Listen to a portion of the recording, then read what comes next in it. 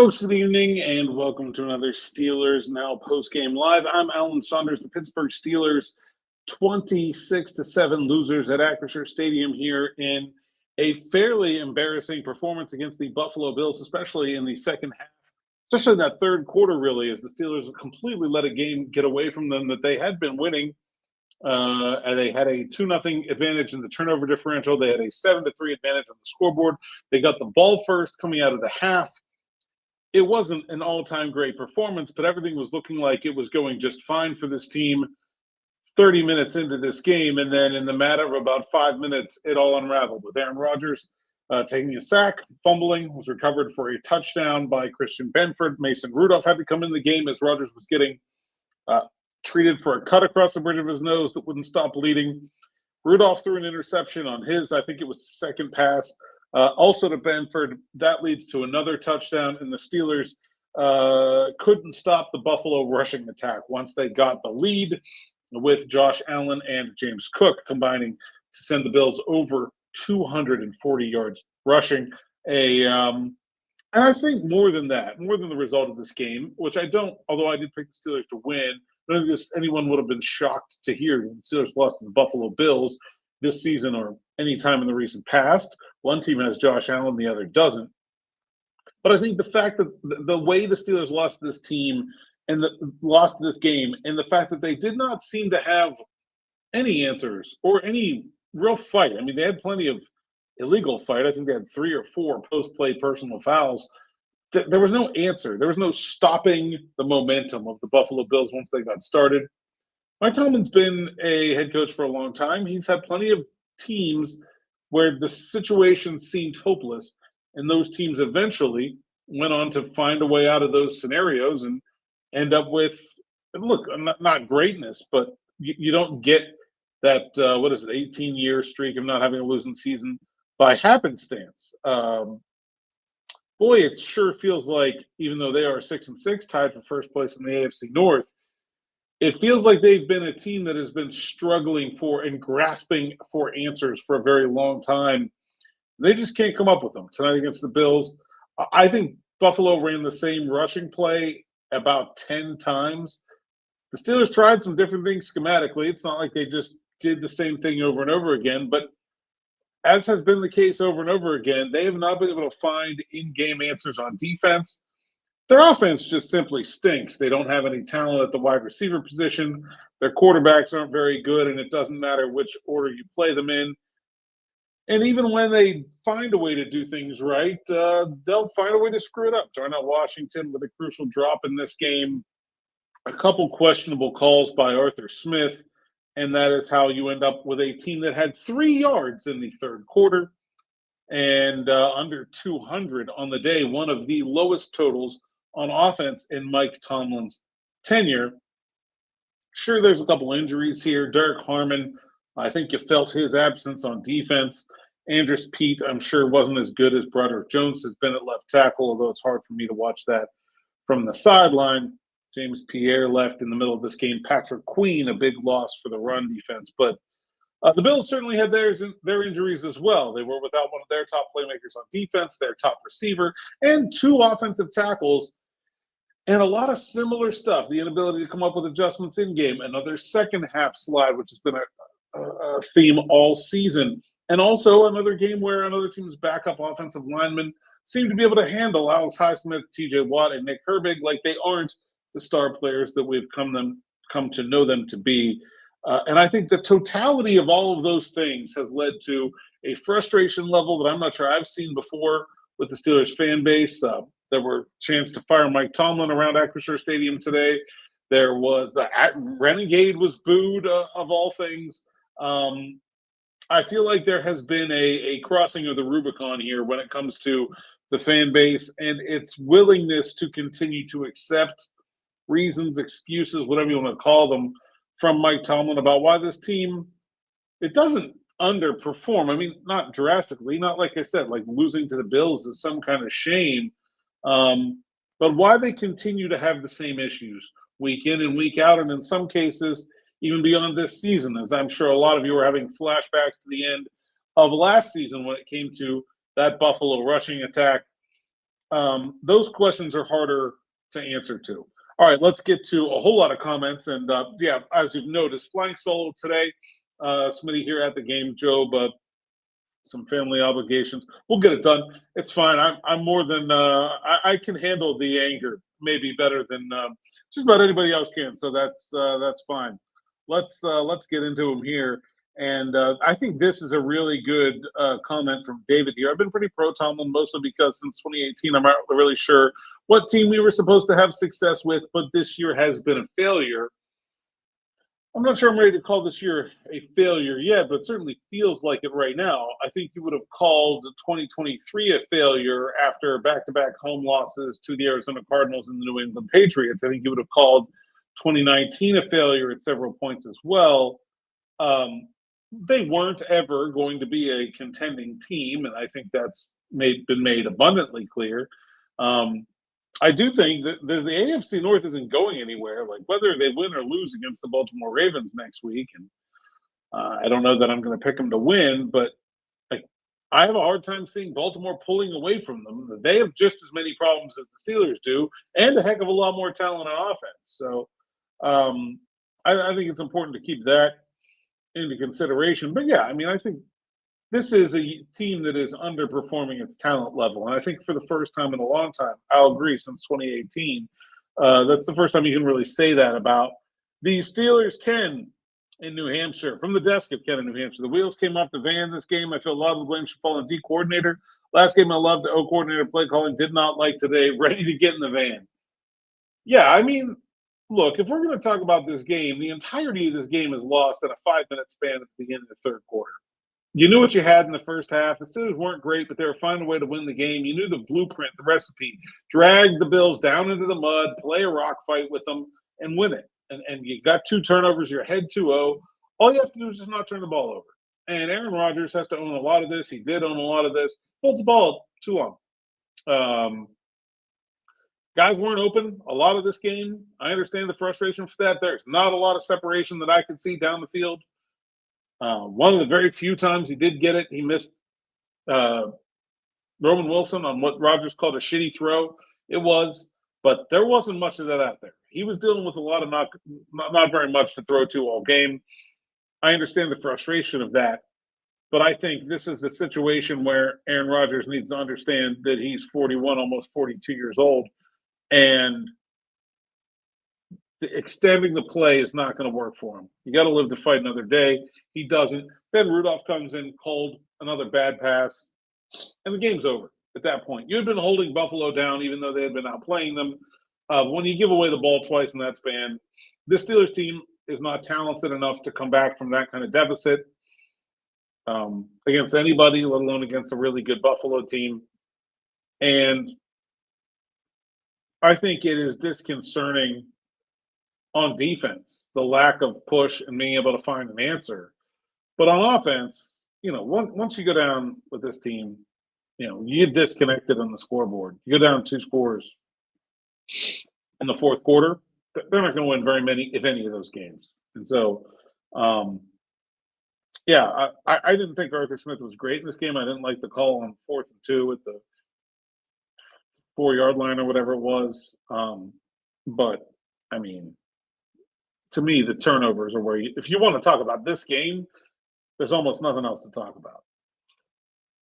And here you go. Doobie Mills Williams start with the quarterback. This game flipped on its head when we went out in the second half. 1 sack, fumble return for a touchdown, then Mason pick. Yeah, exactly. Ken, I appreciated Tomlin's post-game comments. No BS, just we were awful. He looked annoyed. I would say Mike Tomlin looks annoyed every time his team loses. But yeah, I mean, I think he was pretty forthright in saying that the team's performance was bad. His performance was bad. It needs to be better. And I don't know that look, I don't think it matters what he says. You got to go do it. It doesn't. He can say the right thing or the wrong thing. It's kind of irrelevant to me. Maybe it matters to you guys. I don't know. Let me know. Dude, man, TJ Watt was not good in this game. DB's Dudes and Duds up now at the site, SteelersNow.com. He's on the dud list. I thought TJ Watt against the backup tackle, and he got not only didn't he make an impact in this game, I thought he got dominated. The Bills ran right at him. I mean, he did have inexperience on his side, or whether it was Wyatt Black or Stacey Tomo or someone like that, where Derek Harmon normally would be. They ran at that weakness as well as running at TJ Watt, but I did not think that Watt had a very good game. I don't think, compared to his standards, Watt has had very many good games this year. It's a big problem. They're paying him to be one of the best defensive players in the league, and he's not being that. And you can put a lot of blame on Mike Tomlin and Terrell Austin for this defense, and I have, and I will, and I will be honest. I think, well, actually, let me finish the Watt thought, and then let's go back here. TJ Watt is not living up to his contract in a huge way. And that is not a problem that belongs to anyone other than TJ Watt. And I guess the Steelers for signing him to it, if you want to blame him for that. But I don't think there was any reason to suspect, given his history, that this was coming.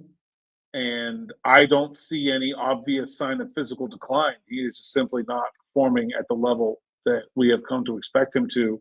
And it is probably one of the biggest problems with this defense. Let's look at Terrell Austin for a second.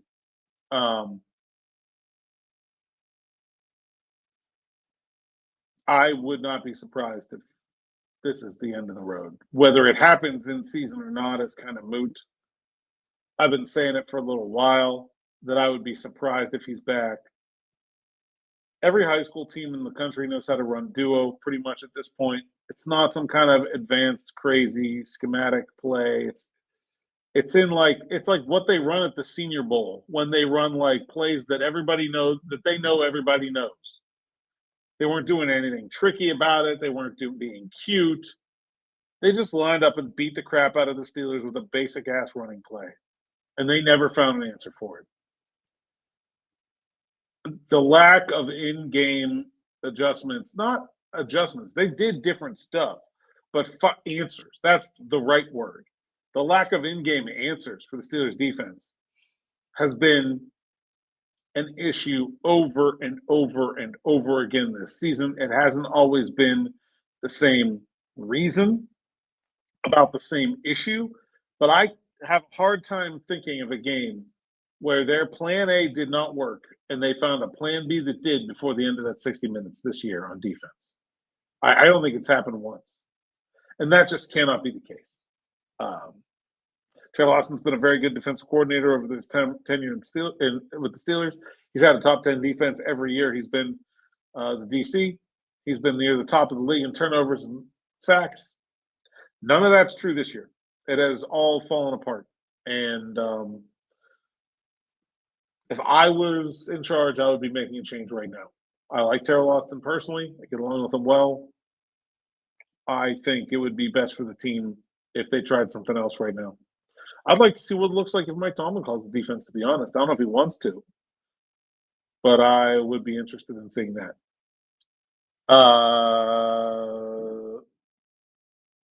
Richard Hunt, I'm 40. This might be the first time I've ever wanted the season to end today. Something has to change. Yeah, I mean, I don't think you're getting your wish. I don't think this season's going anywhere. I think this is going to find a way to come down to the wire, of course, no matter what. I just don't think there's anybody good enough to pull away. It wouldn't totally shock me if they find a way to go beat the Ravens next week. It's a deeply flawed football team. Baltimore is. And they haven't been playing very well. We'll see. Of course, neither have the Steelers. Snapgap says, do you really think a solid wide receiver 2 would have changed anything about this season? It just all looked worse each game. Yeah, I mean, it would have changed things for the offense. They'd be a lot better with better players. There's no question. I mean, the offense just lacks talent everywhere. It's not, shouldn't be mystical. Like, James Cook and Josh Allen are better than every single player on the Steelers offense. Period. Like that, and it's not even close. I mean, they're better than every player on the Steelers defense too, probably. They just don't have the dudes. And Moore would. I mean, look, is a wide receiver 2 going to magically fix everything? No. I mean, Josh Allen might magically fix everything. The wide receiver 2 is just going to help. They'd be a little bit better. Again, they're still, I mean, like statistically, they're still punching above their weight class. I don't want to talk too much about the offense. They were not good in this game. unquestionably. But it's mostly about the 2 turnovers. Like, they're generally giving you what you thought you could get out of that unit. It's the defense that's just in shambles compared to where it should have been on paper. Said it last week, way too much Johnny Smith. Muth was a ghost. Yeah, that's another move that looks bad. I wrote last week my 4 big reasons the Steelers, well, 5 big reasons the Steelers are where they are. That whole trade hasn't. I mean, I don't want to say that Jalen Ramsey was bad in this game, but he was Minka Fitzpatrick in this game. He was 10 yards off the ball, not doing very much for most of it. They neutered the playmaker they got because they couldn't play safety behind him. Johnny Smith has not been an upgrade over Pat Freiermuth. You cannot tell me that the Steelers would not be at worse, no worse off if Freiermuth just got all of his snaps. Like, it wouldn't. I don't think it would make a difference. It probably would be better. It certainly wouldn't be worse. Like, the trade has accomplished absolutely nothing. Anthony Daniels says, I'm a Mike T fan, but we have to move on. I don't think the Steelers are going to agree with that. I don't know. We'll see. I would be pretty surprised if that's the ending year. The Steelers haven't fired a head coach since 1968. I'm not saying it's not possible. I'm just saying I don't think it's very likely. However, I do think you can look at the frustration level of Mike Tomlin and wonder if he wants to sign up for another of these. I mean, this team is not one draft away from turning it all around, no matter how good it is. Does he want to continue to have results like today? I don't know. That's a much more difficult question to answer. OBO Mike says, feels like the kind of game where you got to start to come off of priors. Yeah, I mean, I said a couple weeks ago I felt like the Steelers had fallen about a game behind where I thought they'd be. Now they're about 2 games behind where I thought they'd be. This, I felt like with a really struggling Buffalo team, was a chance to get back on that pace. I kind of agree. It's hard to see them finishing much better than, say, 9-8 at this point. And they're going to have to play a lot better than they did today to even get there. Ryan Chepkovich, what do you think about the play of Peyton Wilson? He has looked good these past few games. I did not think he looked good against the run today at all. Thought he was pretty bad. I thought when Malik Harrison was in there, he didn't cover very well. And I thought when Patrick Queen wasn't in there, nobody played well. I thought the linebackers were generally poor throughout the game. Father Abraham wants to know what's with the first drive of the second half. It seems like they had a lot of turnovers and 3 and outs in the first drive. Second half specifically this year, I don't really think there's anything to it. It's just happenstance. I don't, there's nothing mystical happening at halftime. It's just the next drive. I don't think they've been a good second half team in general, but I'd be lying if I was come up with some reason for the first drive of the second half not going away for the Steelers offense the way they like. MS775, not sure I've seen the team look this bad since 1988. I mean, there's 2003 was a lot worse than that, just off the top of my head. There were a couple of years there in the Cowher tenure. Was it 99 and 2000 back to back where they were pretty bad? But I mean, this is a pretty ugly individual performance. I'll agree with that. P-Town, I'm a glass half full kind of guy. I think they'll play better in Baltimore. It would be pretty hard for this collection of players to play much worse than this. So I will agree with that. And then Anthony says playing better in Baltimore won't mean anything. I mean, what does any of it mean? Like, I mean, this team has been going nowhere from the beginning. They've been marking time towards the 2026 draft all season. I think that's probably part of the frustration, too. This is always kind of just a punt on a season from the very beginning. And it's hard for people to get excited about that.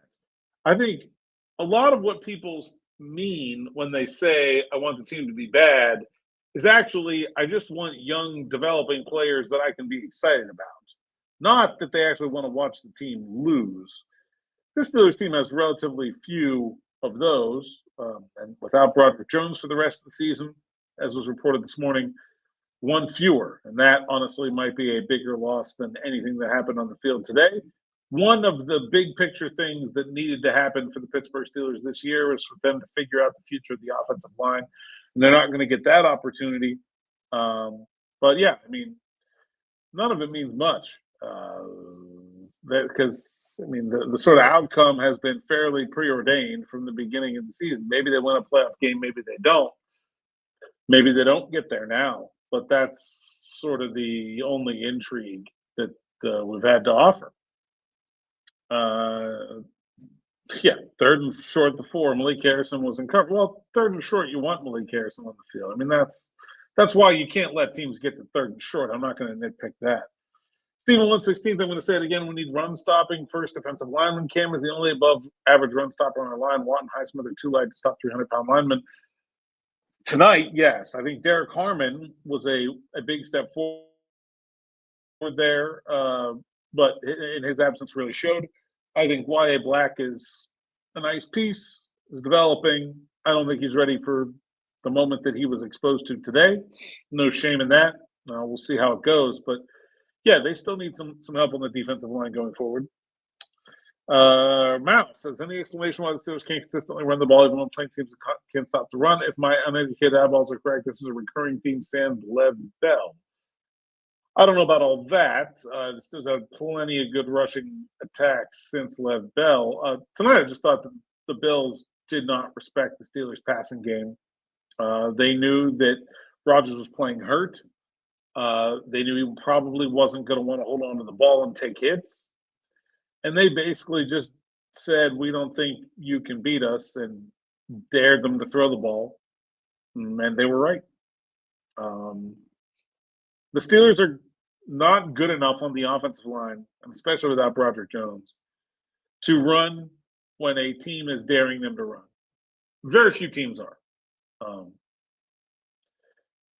They're going to have to pass to set up the run, and they were never able to do that. I thought Buffalo tackled in space really well today. They had a couple of those checkdowns that usually work really well for them, angle routes and things of that nature, Gainwell, Warren, and they weren't really able to do much with them. I thought that was a big part of the early struggles on the offense in the first half.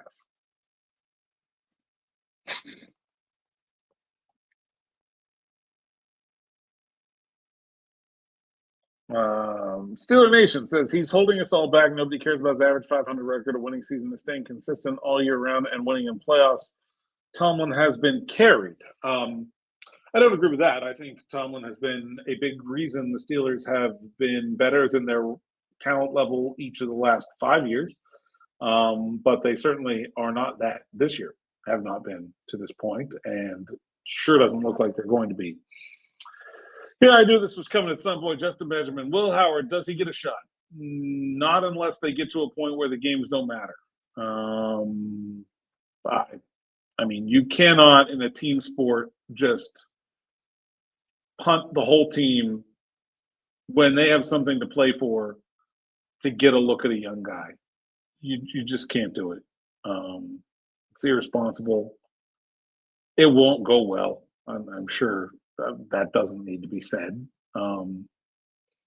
But, yeah, I mean, if you get to a point where the games don't matter, fine. But, no, that won't happen before that. Les, I mean, look, keep getting hit like Rodgers did today. They're going to be down some quarterbacks eventually.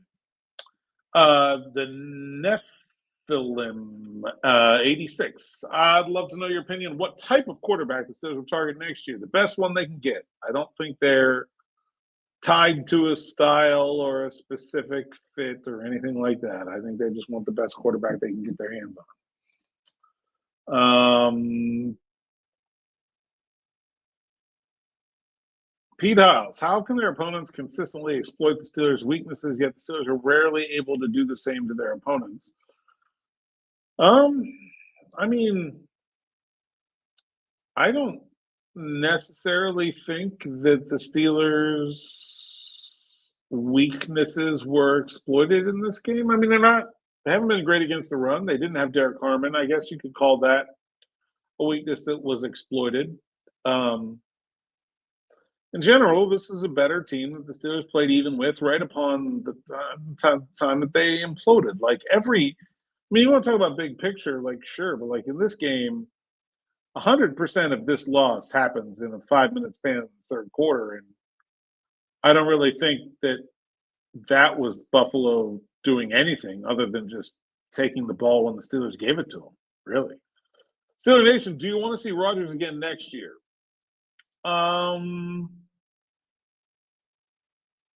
Probably not.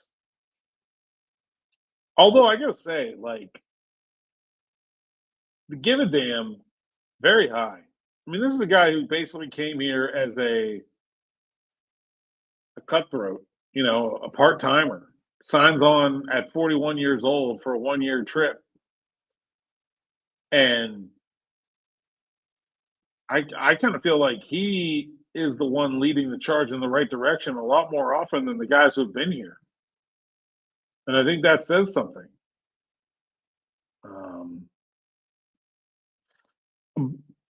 I would say probably not, but I don't know what they're going to do instead. I mean, I don't think Rudolph has shown to be a viable option, and I don't know what else is going to be out there for them. I don't think it would go very well if they did. Let me just say that. Juan 23. Why can't cornerbacks play up and get hands on wide receivers, combat quick passes? I get it when it's Chase or somebody, but the guys weren't particularly scary. They did that. That's how Brandon Nichols got an interception, and Josh Allen threw for all of 160 some yards, 123 yards. The passing defense was not a problem. It was all the run.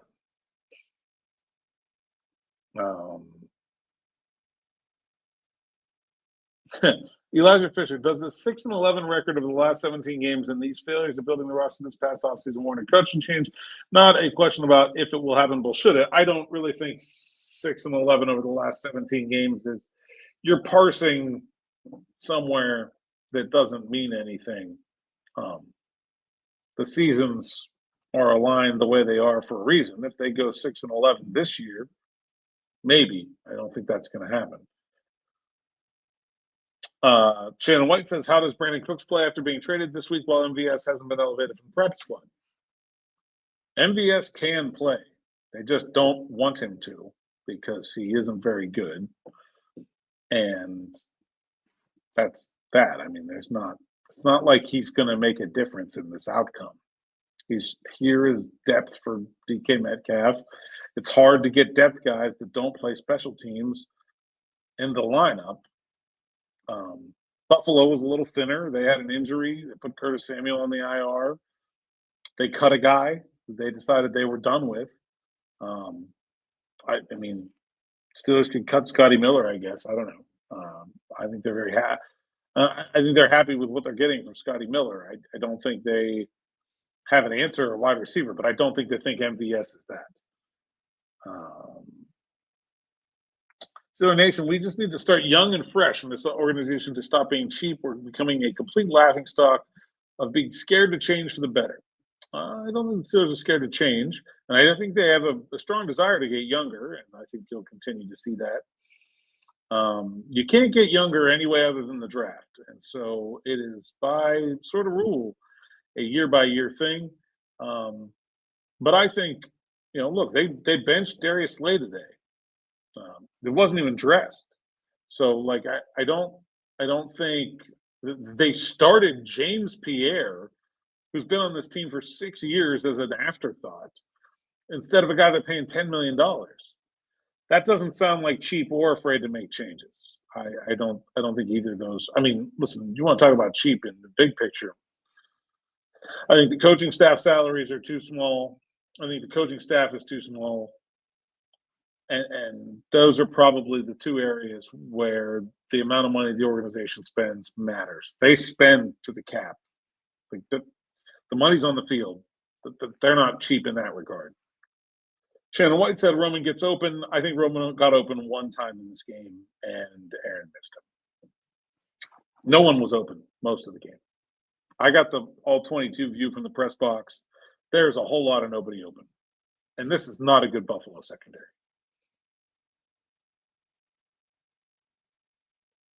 Patrick Hughes said, "Did Bosa break Aaron Rodgers' nose?" Aaron said he hopes it's not broken, but didn't say definitively that it wasn't. I guess I'll run down the other injuries really quick. Also, James Pierre in the concussion protocol. Patrick Queen having an MRI tomorrow to determine the extent of his hip injury.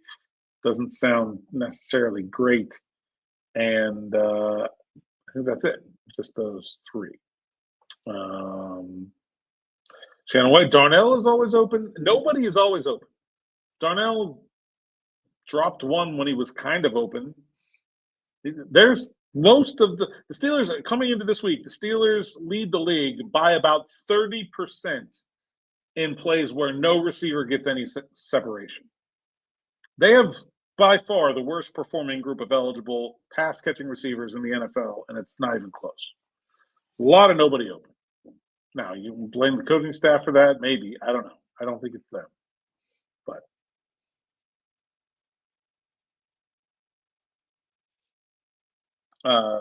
Juan says, "Why does it feel that the team is not watching the same film you guys are? I don't see them exploiting the weaknesses of the opposition that you guys lay out every week." Yeah, I mean, I don't think it's the coaching staff or the team. Like, there's nothing to exploit other than TJ Watt is a lot better than the Bills' backup left tackle, and he should be able to beat him easily most of the time, and he just didn't. I don't know. I don't think that's a lack of film.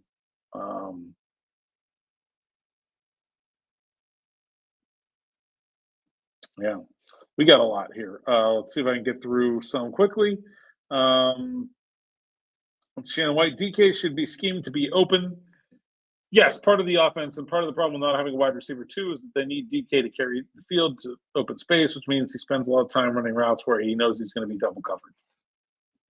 It's really hard to scheme a guy to be open when you only have one guy. Smitty says, "I'm done." You're done what, Smitty? You're done what? Shannon White, there's no passions being seen or expressed on this team. I got some passion from Rodgers postgame, no question. It was fiery. He gave a pretty passionate defense of the coaching staff. Said he feels like it's on the players. Guys need to take accountability. He's taking accountability. But in general, I agree with this take. I didn't see a lot of pushback from this team in the second half when things started to go sideways. And that's discouraging.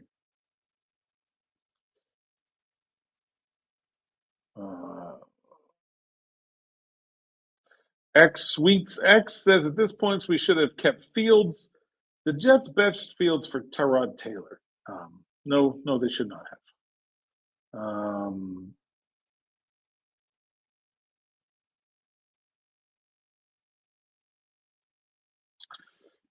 Here, Jack, go ahead and send TJ somewhere else and see how that goes. Worked great with the Pickens trade, right?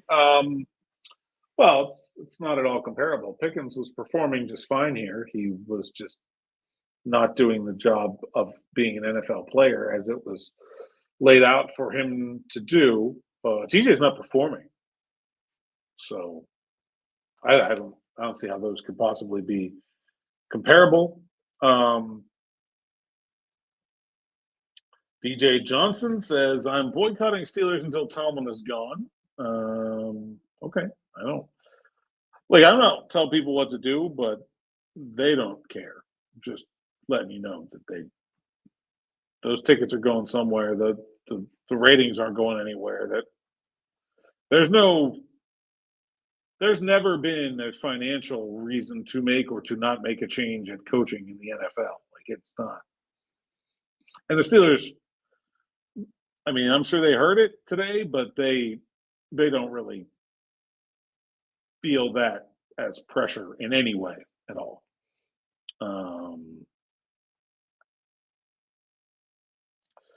They need to let the Will play best quarterback, and he should never get DK. Yeah, not the best quarterback. Not even, probably not the second best quarterback either. Yeah, this is just because you haven't seen him. Luke Blursh says, "Derrick Henry this time of year in Pittsburgh can't stop the run. Steelers are in trouble defensively."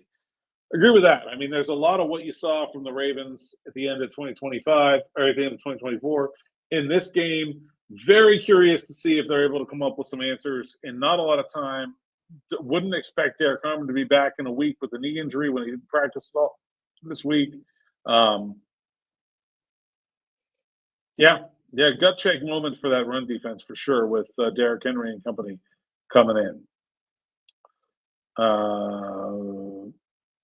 Lots of Joe Brady is the new Steelers head coach. Joe Brady was going to get fired.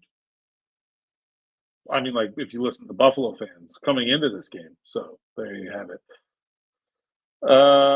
Shannon White, the season is over. Even the Steelers will make the playoffs. They're getting a skull drug in the first round. Best to be on the outside looking in and prepare for the draft. I mean, you say that, and yet every playoff team in the AFC has had awful performances and stretches of awful performances. The Colts did not look very good today in a loss to the Texans.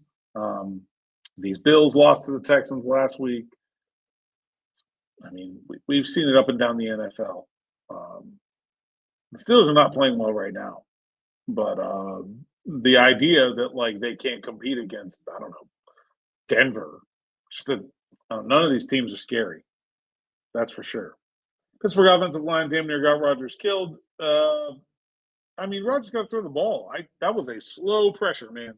I don't really blame that on the offensive line. And Rodgers, I think, was only hit twice in this game. What do you make about Rodgers' comments about practice being flat this week? It's interesting. As he said, and as I've sort of shared over the years, I don't even bother to share things like this most of the time because there's very little correlation between feeling good about the week of practice and it working. And that's what he's mostly talking about, saying like we felt. I mean, part of it is that like one of your two units by default has to be feeling bad about the week of practice, right? Like the offense can't be playing great if the defense is also playing great. Like that's what practice is. And so sure, you got some scout team work in there, but I honestly don't think it means very much. Yeah, I mean, I think they don't execute very well as an offense because they aren't very good. But it's going to be hard for guys that are in that process to say that. He's not going to sit there and say, "Well, none of these guys all stink." Like, what's he going to say? You know.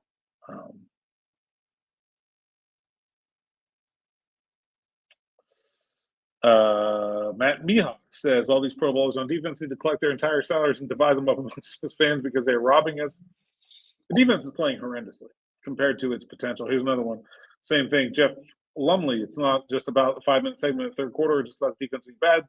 The offense was terrible again all game. Paying Muth and Jonnu combined $26 million on the cap is a complete joke. I mean, Muth and Jonnu are not bad players. It's just that this is a bad offense. And it's not going to be a good offense. I mean, they do not have talent. That's the big problem.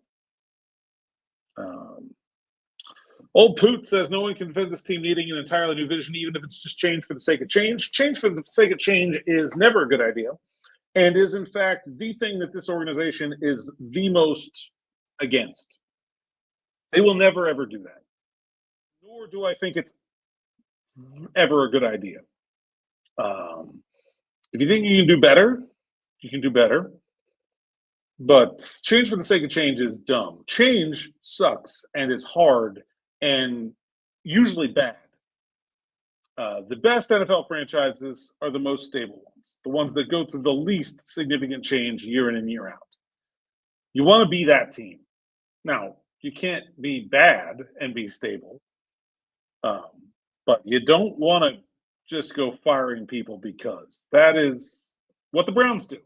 And as I always say, Steelers fans love to shit on the Browns, but they would run the Steelers just like the Browns run the Browns if they had the chance. That's what makes the Browns the Browns. They are run by a guy who is basically a fan of the team.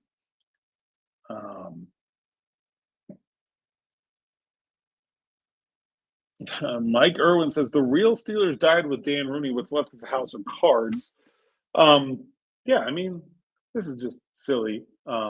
You knew that the Steelers were going to have a period of time where they were going to be less competitive at the end of Ben Roethlisberger's career.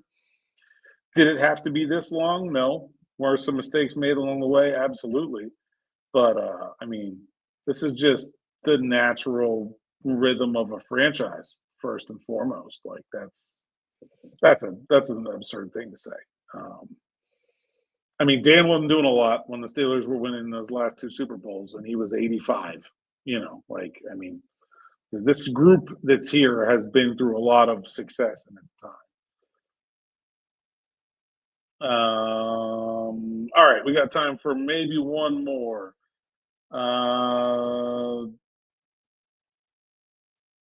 Here's one. Carl Hill. I wasn't expecting much this season other than possibly making the playoffs and getting destroyed in the first round. People need to react. This team is still 3 to 5 years away from contending.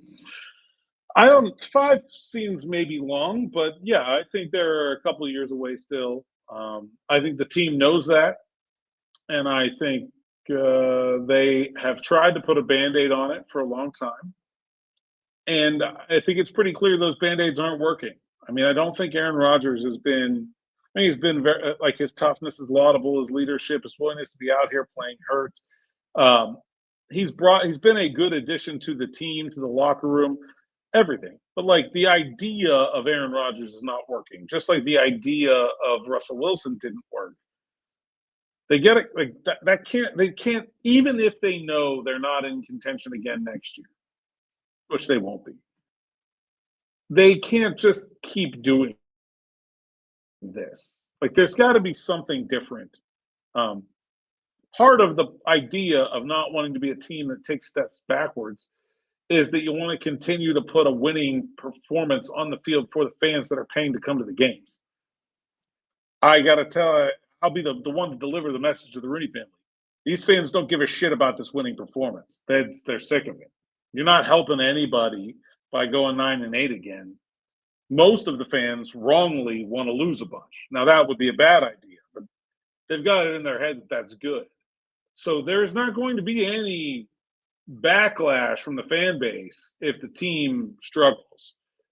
I don't see any easy solutions.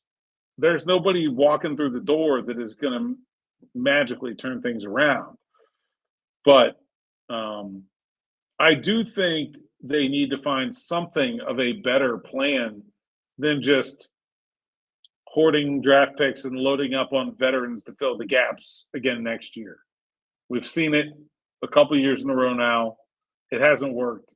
And I don't think they're going to get anybody to buy in on version 3 of the same thing over and over again. Although they're probably going to draft a quarterback in the first round, so everyone will just be gung-ho for that guy, whoever it is, no matter what.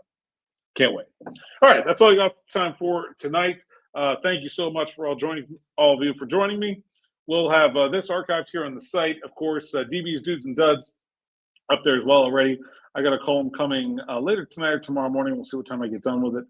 And all the normal stuff coming up on Monday. Lots of content still rolling out every day. SteelersNow.com. And, of course, Morning Rush Afternoon Drive gets back to us here on Monday. We'll see what Smitty has to say about this disaster besides just I'm out. All right. Until next time, I'm Alan Saunders. Thanks for joining me. Thanks for listening. Thanks for watching, and enjoy.